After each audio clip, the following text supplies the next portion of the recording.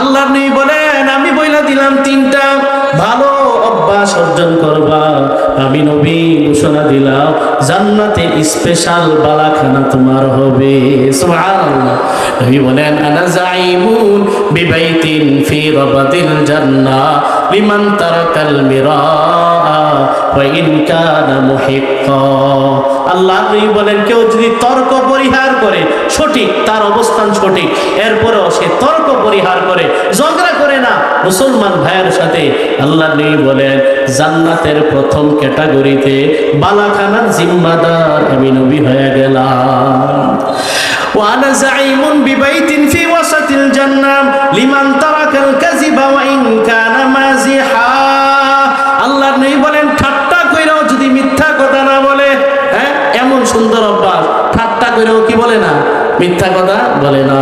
নবী বলে আমি তার জন্য জান্নাতে একবারে মধ্যভাগে উন্নত এলাকায় বালাখানার জিম্মাদার হয়ে গেলাম। সুবহানাল্লাহ।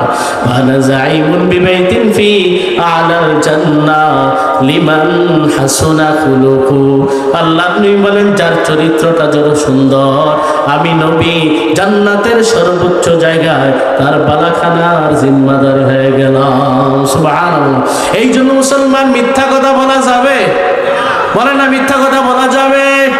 কাস্টমার বলে ভাই 70 না 60 টাকা রাখেন, তার কি নাই পড়ছে 62 টাকা, ঠুস করে মিথ্যা কথা বলে ফেলে। কি নাই পড়ছে কত? 62 টাকা। কতক্ষণ লেনদেন, কতক্ষণ বুঝা পড়ার পরে এবার 50 টাকাও বিক্রি করে, আসে না নাই? এখন আপনি যে 62 টাকা দিয়ে কিনলেন, 12 টাকা লস করে বুঝি আপনি বেচছেন। এ বলে না 12 টাকা লস করে বেচছেন, মিথ্যা কথা বলে ফেলে। না, আপনি বলার দরকারটা কি যে আমার কিনা পড়ছে এত, বলারই দরকার নেই আপনার। কেন বলবেন? আপনি বলারই দরকার নাই। এই জন্য আমার কেউ এটা বলে আমি দূর মি, আপনি কত দিয়ে কিনছেন, আমার সাথে দরদাম হবে, আমার সাথে মুনাসেব হইলে আমি নিব, না হইলে নিব না। আপনি কত দিয়ে কিনছেন এটা আমার জানার দরকার আছে? খাস করে একটা মিথ্যা কথা বলে সাবধান। তাহলে 1 নাম্বার মিথ্যা ছাড়া। 2 নাম্বার হলো গীবত শেখায়াত করা যাবে না। আমরা বিশেষ করে বাঙালি মুসলমান অন্যকে নিয়ে খুব বেশি ব্যস্ত থাকি, ঠিক কিনা বলেন? নিজের ঘরের বাতি নাই, অন্যের ঘরের বাতি নিয়ে খুব বেশি লাফালাফি করে। আল্লাহ বলেন মিয়া আরে নিজের ঘরের প্রদীপ জ্বালাও মিয়া, কু আনফুসাকুম ওয়া আহলিকুম নারা। আগে তুমি নিজেকে বাঁচাও, এরপরে পরিবারকে বাঁচাও। উম্মতের ফিকিরে বড় টেনশন, নিজের কোনো খবর নাই, ঠিক কিনা বলেন? এত গীবত শেখায়াত করা যাবে না, অন্যের দুশ্চর্চা করা যাবে না। আল্লাহ পাক রব্বুল আলামিন বলেন ওয়ালা ইয়াউতাব বাদুকুম বাদা, একে অপরের গীবত শিকায়াত করবা না, পরনিন্দা করবা না। আইয়ুহিব্বু আহাদুকুম মাইয়াকুলা লাহমা আখিহি মাইতা। আল্লাহ বলেন তোমাদের কেউ কি তার আপন মরা ভাইয়ের গোশত খাইতে পছন্দ করবে? বলেন করবে? আল্লাহ বলেন গীবত শিকায়াত করা কেমন যেন আপন মরা ভাইয়ের গোশত খাওয়া। বলেন নাউজুবিল্লাহ। এই জন্য গীবত শিকায়াত করা যাবে না, গীবত করা যাবে না। তাহলে বলছিলাম মুসলমান, হ্যাঁ, রোজার অন্যতম লক্ষ্য উদ্দেশ্য হলো তাকওয়া অর্জন করা। কি করা? তাকওয়া অর্জন করা। তাকওয়ার 3টা স্তর আছে। কয়টা স্তর? বলেন কয়টা স্তর? 1 নাম্বার স্তর হলো আত-তাওয়াক্কি মিনাল আযাবিল মুখাল্লাদি বিত-তাবাররি মিনাশ শিরকি। শিরিক থেকে বাঁচার মাধ্যমে তাকওয়া অবলম্বন করা। 1 নাম্বার কি? শিরিক থেকে বাঁচার মাধ্যমে তাকওয়া অবলম্বন করা। শিরকের অপরাধ করা যাবে না, শিরকের অপরাধে লিপ্ত হওয়া যাবে না। আল্লাহ পাক রব্বুল আলামিন সূরা নিসা স্পষ্টভাবে ঘোষণা করেন ইন্নাল্লাহা লা ইয়াগফিরু আন ইউশরাকা বিহি ওয়া ইয়াগফিরু মা দুনা যালিকা লিমান ইয়াশা। আল্লাহ বলেন আল্লাহ সব গুনাহ মাফ করলেও শিরকের গুনাহ মাফ করবেন না। সূরা হজ আল্লাহ বলেন ওয়া মান ইউশরিক বিল্লাহি ফাকান্নামা খাররা মিনাস সামা ফাতাখতাফুহু আত-তায়র আও তাহমি বিহির রিহু ফি মাকানিন সাহিক। আল্লাহ বলেন কেউ যদি শিরিক করে, আমি আল্লাহর সঙ্গে কাউকে অংশীদার সাব্যস্ত করে, কেমন যেন সে আসমান থেকে ছিটকে পড়ছে। আসমান থেকে ছিটকে পড়ার পর বড় একটা পাখি এসে তাকে ছু মেরে নিয়ে যায়, অথবা প্রবল বেগে বাতাস এসে তাকে ছু মেরে নিয়ে যায়। কোন এলাকায় যে ফালায় দুনিয়ার কারো খবর নাই।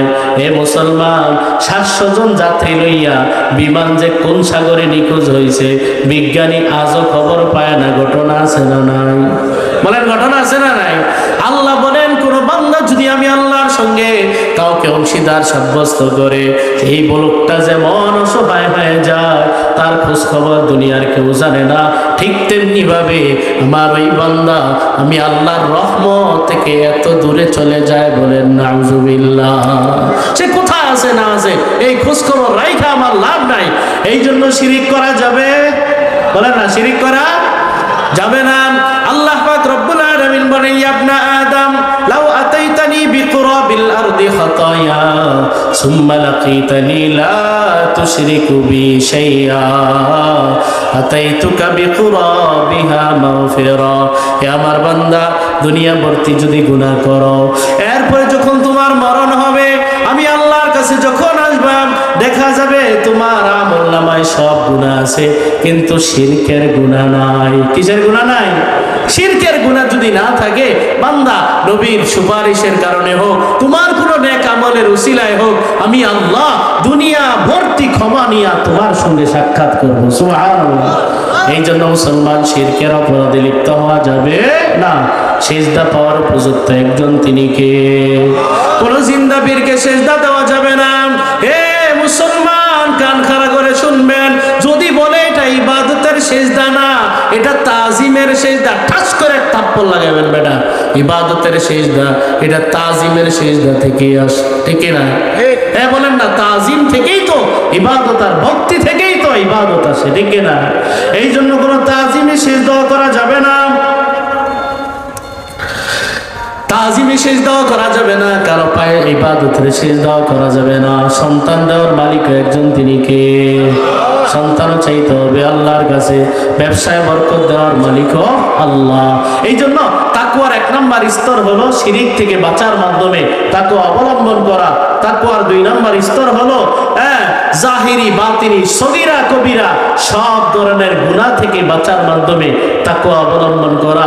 তাকওয়ার চূড়ান্ত পর্যায় হলো এমন কাজ থেকে বিরত থাকা যা বাহ্যিকভাবে গুনাহ না, কিন্তু গুনার দিকে নিয়ে যায়। কথার কথা, লটারি ছাড়া, বাজি ছাড়া, জুয়া ছাড়া ক্রিকেট খেলায় কেউ ব্যস্ত। কথার কথা, সতর্কতার সব ঠিক আছে, এটাকে ওলামায়ে কেরাম খুব বেশি নাজায়েজ বলবে না, কিন্তু এটার মধ্যে যদি এই পরিমাণ ব্যস্ত থাকে, জুমারও খবর নাই, নামাজেরও খবর নাই, সব কিছু বাদ দিয়া যদি শুরু করে দেয়, এটা গুনার দিকে নিয়ে গেল। এটা থেকেও বেঁচে থাকা, এটা হলো তাকওয়ার চূড়ান্ত পর্যায়, ঠিক না বলেন? তাহলে তাকওয়ার 3 নম্বর স্তর হলো এমন কাজ থেকেও বেঁচে থাকা যা আল্লাহর স্মরণ থেকে গাফেল করে দেয়। রমজানের অন্যতম শিক্ষা হলো তাকওয়া অর্জন করা। রমজানের আরেকটা মৌলিক উদ্দেশ্য হলো অতীতের সব গুনাহ মাফ করায় নেওয়া। তাহলে রমজান যে সামনে আসতেছে, আমাদের লক্ষ্য উদ্দেশ্য 2টা থাকবে। 1 নাম্বার, অতীতের সব গুনাহ মাফ করানো, ভবিষ্যতের জন্য তাকওয়ার দৌলত অর্জন করা। নবীজি সাল্লাল্লাহু আলাইহি সাল্লাম বলেছেন, যে ব্যক্তি রমজান পাইলো আর নিজেকে মাফ করাইতে পারলো না, মাফ হওয়ার ঘোষণার আগেই রমজান শেষ হয়ে গেল, সে ধ্বংস হয়ে যাক। বলেন নাউজুবিল্লাহ। তাহলে রমজান মাস সামনে আসতেছে, প্রস্তুতি এখন থেকে গ্রহণ করব। মাকসাদ হবে 2টা। 1 নাম্বার, অতীতের সব গুনাহ আল্লাহ থেকে মাফ করিয়ে নেওয়া। 2 নাম্বার, ভবিষ্যতের জীবনকে সুন্দর করার জন্য তাকওয়ার দৌলত অর্জন করা। আল্লাহ পাক রব্বুল আলামিন আমাদের সকলকে রমজানের হাকিকত, রমজানের তাৎপর্য, ফজিলত বুঝে সেই অনুযায়ী আমল করার, রমজানকে মূল্যায়ন করার তৌফিক দান করেন। বলেন।